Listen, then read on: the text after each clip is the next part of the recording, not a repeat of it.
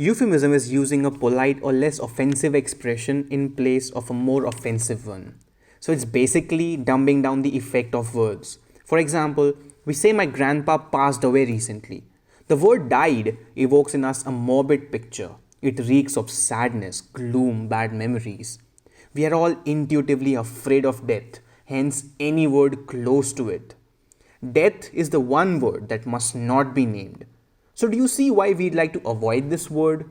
We instead use passed away, expired, bit the dust, negative patient outcome, bought the farm, and so on. In fact, we don't have sex anymore in this highly civilized world. Sex is for the illiterates. We now make love. Cripples and handicaps are now differently abled or divyang. Nobody wants to be reminded of the harsh truth. It's like sugarcoating sadness with the hope that the sadness will vanish altogether.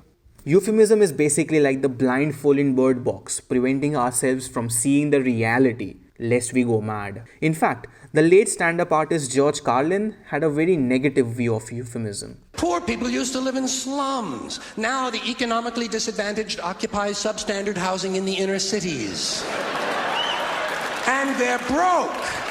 They're broke. They don't have a negative cash flow position. They're fucking broke.